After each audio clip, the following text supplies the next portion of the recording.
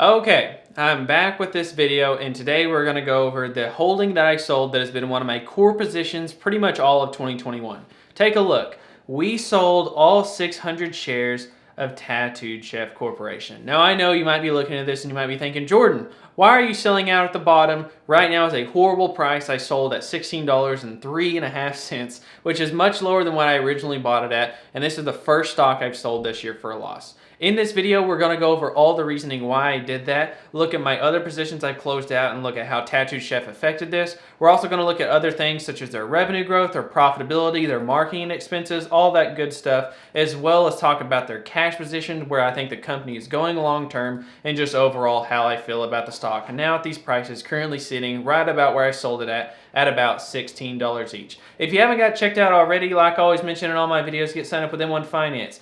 $50 to get referred, guys. All you got to do is go down below in the description, check out this link down below, sign up, deposit, and you'll get $50 for just getting signed up. That is an incredibly good referral, and even if you don't want to get signed up with M1 Finance, I have other referrals as well, which are listed right here. So go ahead and check all that stuff down below. Thank you guys for tuning in. If you haven't seen me before, my name is Jordan. I'm a millennial investor, and this is my goals that I want to become a millionaire by the age of 40, and so far, as of our most recent update on December 1st, we are slightly ahead of that goal. But anyways, guys, thank you for tuning in, and let's go ahead and get started with Tattooed Chef and where I closed out at. So like I said, sold 600 shares at $16.03 each. Now, so far, this is 2021. This is month over month. We've closed out $5,410, and this includes the loss that we just claimed with Tattooed Chef.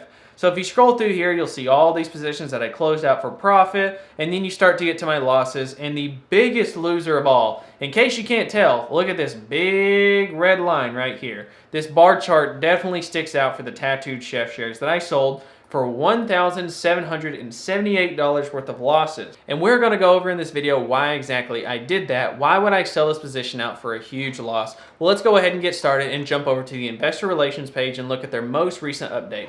So it says right here, Tattooed Chef reports third quarter 2021 financial results. Now, before we talk about any of the numbers, forget the revenue numbers, forget the earnings, forget all that good stuff, okay? The fact of the matter is, this company delayed their earnings by about a week, and they pretty much left shareholders in the dark and didn't give us any clue as to when they're reporting earnings, and they announced this moments before it was released. And then when they did schedule an earnings call, the numbers were released about 2 hours early. Now, I'm trying not to be harsh on this. That doesn't really have to do a whole lot with why I sold out of the company. I would say that's 5 to 10% of the reason why I'm selling out. That's a very, very small portion. I could ignore that and get over that very easily. The reason why I'm selling out has to do with a lot of the other marketing expenses and some other things like that. But let's go ahead and jump into the numbers. But the quarterly revenue was a record $58.8 million, which was a revenue growth number of 44% year over year. Branded revenue, which means not private label, but they're actually Tattooed Chef branded products, grew an incredible 56% year over year to $35.3 million. And if we scroll down here and we look at the financial highlights for the third quarter of 2021 compared to the third quarter of 2020, revenue was $58.8 million, 43.5%. $41 million in the prior year period. Branded product revenue, $35.3 million. 55% growth compared to $22.6 million. Gross profit increased $5.9 million. Gross profit was 10.1%, which was actually a negative downturn from 10.3 to 10.1, which is one of the issues we're going to talk about in just a moment. Net loss was $8.2 million versus $3.2 million loss in the year period. And we just went all those numbers and they all sound great, right? Good revenue growth, little issues with the margins, but this leads me to where I start getting into the negatives for Tattooed Chef. Let's go ahead and jump over to the hyper charts and take a look at it. So you see, this is the quarter over quarter revenue. This is not the branded products. This is the entire company, of course, but this is the quarter over quarter revenue, and it does look pretty impressive, I have to say. It is quite nice. We have 24 million up to 26 million to 33 million, 34, 40 million, 39, 52 million, 50 million, and now the most recent quarter about 58.8 million. A pretty nice uptick, and you can see the overall trend is steadily trending upwards quarter after quarter, and that is one of the only highlights I have of this, because once we start getting into the profitability, that's where things really get tricky. When you look at the quarter over quarter net income, you can see that back in the end of 2019, pre-pandemic, they started to produce some profits. $1 million in profit, $1.6 million in profit, $4.8 million in profit, a teeny tiny $900,000 profit. Then they add a loss, and ever since this point, since the pandemic struck, since the third quarter of 2020, which by the way, these two big jagged numbers right here were due to some deferred taxes, some really dumb GAAP accounting measures in my opinion, but so kind of just ignore these. But ever since that point, ignoring these two big jagged numbers right here, you can see -3 million, -7 million, -8 million. It's been a downtrend. And this can be represented very nicely if we take away the profit margin and we just look at gross margins and operating margins. I'll ask you guys, what direction does this look like it's trending to you? Does it look like it's going up? Does it look like it's staying flat? Or does it look like it's going down? To me, especially when looking at the operating margin, this is going down. This is not what you want to see. A company like Tattooed Chef is growing nicely and they're scaling very quickly. But normally, when you have the economies of scale, you typically see margins over time go up. It's kind of like a company that I invest in, which is Chewy. If we pull up Chewy's hypercharts and we look quarter over quarter over the last several years, and we look at their operating margins or profit margins, you can see that over time this steadily goes up. See, in 2017, their gross margin was 17%. And then in 2018, it was about 19, and then it goes up to 23, and then to 25. And today, as of the most recent quarter, they're sitting at about 26% margin versus where they're at a couple of years ago at 17%, a pretty nice improvement. Well, Tattooed Chef so far in the last year and a half, has done nothing but trend downwards, and this is really concerning for me as a potential investor. If you look at these operating margins, originally starting at 8% back in late 2019, now they're at -13%. Their gross margins. The gross margins are the easy ones to improve, and these are 18% back in late 2019, and now they're sitting at 10, a decrease of about 8% from the third quarter of 2019 when these charts originally started. And this leads me to what is causing this lack in profitability. It's due to these two lines that I'm going to highlight right here. Right here it says, the increase in operating expenses was primarily due to an increase of 3.4 million in marketing expenses. And then it lists off the others. It says the 3.4 million in marketing expenses reflects the company's heavy investment in the Tattooed Chef brand in order to increase distribution, raise brand awareness, and drive sales in the new stores that are launching the products. The cost that the company is investing today should produce realized benefits in the future. Now here's the thing. This advertising expense could produce long-term returns.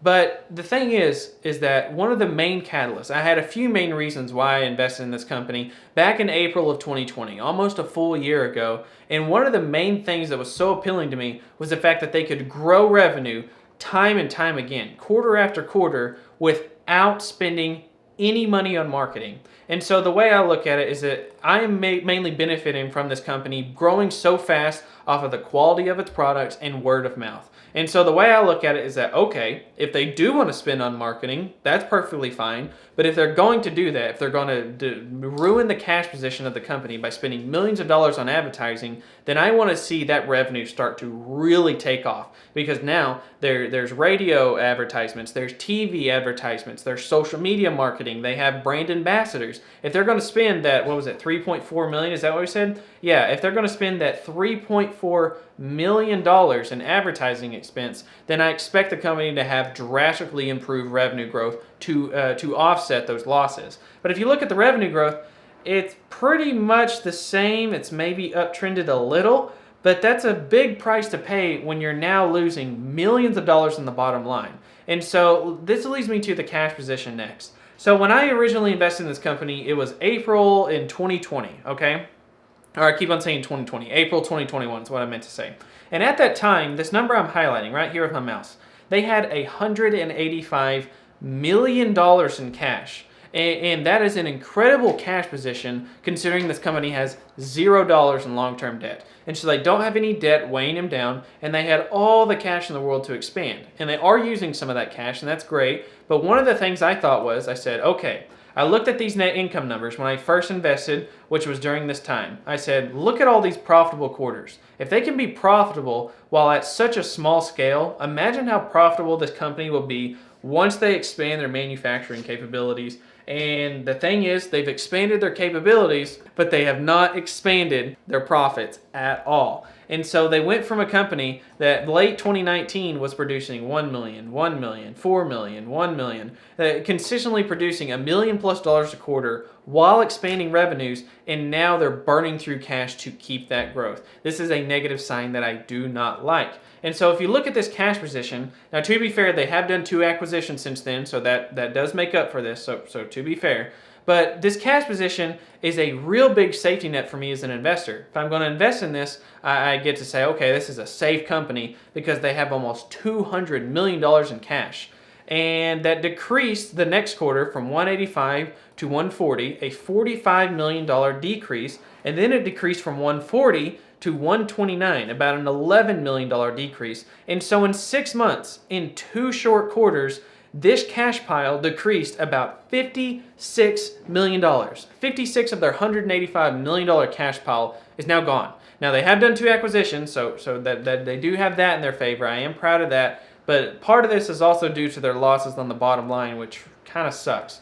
And this leads me to the future profitability. The analysts are projecting the same thing that I am, that they're unprofitable to finish out 2021.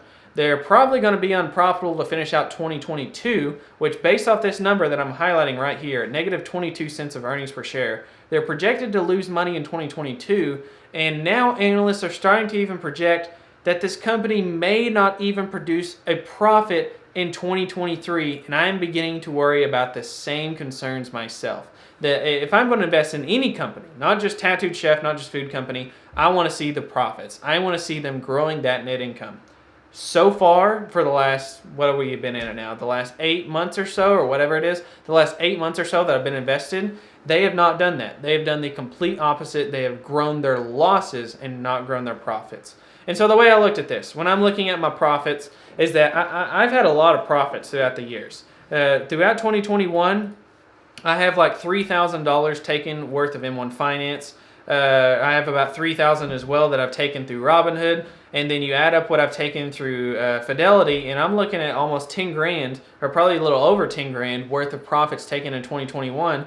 And so the way I looked at it, it's like I consistently lost confidence in Tattooed Chef. I still think it's a great story, and I think long term it will be fine, but it's not providing value to me what I find in an investment. All the main things that I really thought that was attractive as an investment for Tattooed Chef has gone away. They've continually burned through that cash pile. It's not nearly as high. Their margins have downtrended, which I thought would do the exact opposite. I thought they would get better. And then the revenue growth, if they're going to burn through all that cash and lose all that money, then I want to see fantastic revenue growth. And the revenue growth's been good, I can't complain, but it's not that wow factor that makes me say, okay, I'll be willing to take losses for these incredible numbers. That just hasn't been the case. And so I looked at it, and I looked at Fidelity, and I said, okay, it had a big green day the day that I was looking at it, and I'm down almost $1,800 on it. And that $1,800 can offset a lot of the gains that I've had. And so what did I go ahead and do? I went ahead and sold out Tattooed Chef, and I reinvested back into my other holdings. I bought Chewy on the dip. I also bought some Corsair gaming calls, and I also bought another 100 shares of CleanSpark, which will make more videos about that in the coming videos. But if you guys enjoyed this video, like I said, go ahead and get signed up with M1 Finance. Get up to $50. $50 for getting signed up. That is down below in the description. Check that out down below, as well as lots of other things listed. Subscribe to the video if you enjoyed this type of content. Thank you guys so much for watching, and I'll catch you guys next time.